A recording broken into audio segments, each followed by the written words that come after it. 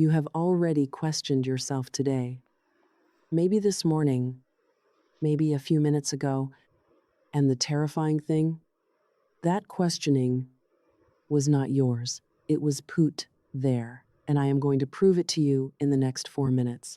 There are 5 things happening to you right now that you have been calling your own flaws, your anxiety, your bad memory, your oversensitivity. None of it is yours. It was manufactured. And the 5th one, the one I am saving until the end, is the reason you are still there. My name is Dr. Selene Voss. I study dark psychology and human behavior, and what I am about to show you is not a list. It is a map of exactly what has been done to you. Gaslighting is not an argument. It is not someone having a bad day.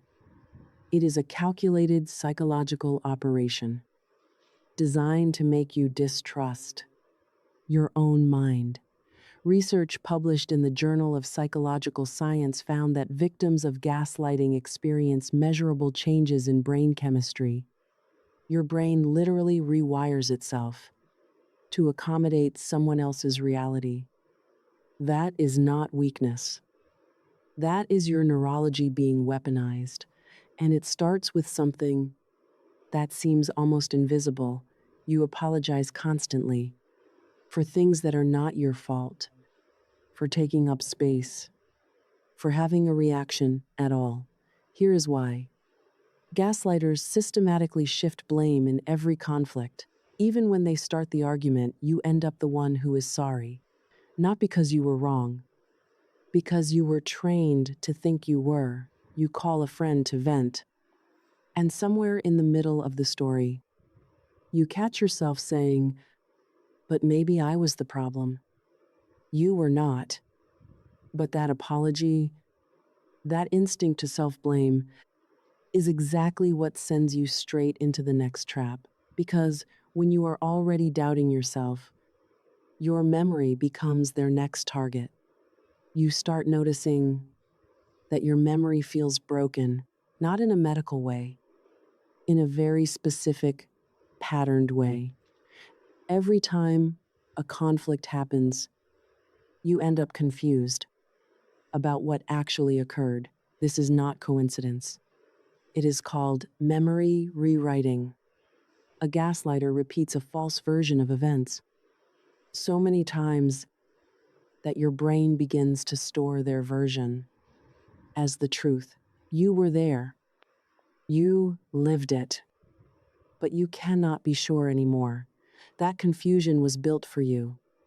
And once your memory is unstable, once you have stopped trusting your own mind, they move to the next stage. They make you feel crazy, not directly, through language that sounds almost reasonable. You are too sensitive. You always overreact. Nobody else would take it that way. These are not observations.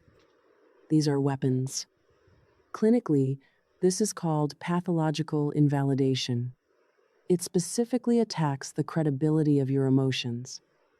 And when you start to believe that your feelings are the problem, you stop trusting yourself completely, which is exactly what allows the next layer to work without you even noticing it.